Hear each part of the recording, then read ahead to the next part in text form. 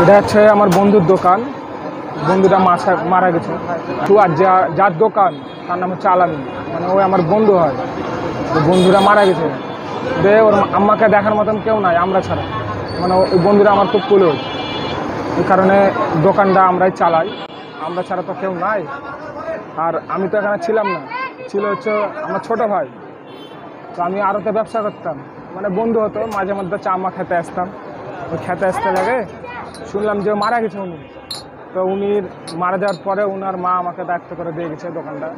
তো আমরাও চালাই, ওনাদেরও ধরেন খরচ টরচ দিই, যেরকম ব্যবসা হয় সেরকম খরচ দিই, আর কম বেশি করে আমরাও দিই। তো এইভাবে ধরেন চলছে আল্লাহ দিলে টুকটাক। আর ব্যবসা বাণিজ্য থাকে, সবকে দিয়েছে 500 700 800, ঠিক নাই। কি চার আচ্ছা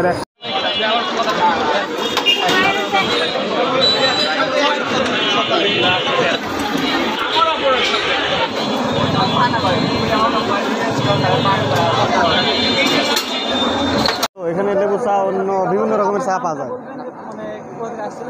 আমি আমি মোহাম্মদ আলামিন প্রামাণিক। আমি এসছি এখানকা ছোট মসজিদ ওখান থেকে চা খেতে এসছি। সম্ভবত আর বাজার আদার্স অন্য কাজ ছিল, সেটা করলাম, করে ভাইয়ের চা ভালো সেজন্য এখানে এসছি। হ্যাঁ, নিয়মিতই আসা পড়ে এখানে। চা অনেক, লেবু চা, আদা চা, অনেক বিভিন্ন রকমের চা আছে, ভালো বলে এখানে আসা যায় বা আসি আমরা। হ্যাঁ, অনেক রকমের চা আছে, স্বাদটা অন্তত মোটামুটি ভালো, সেজন্য আসা যায়।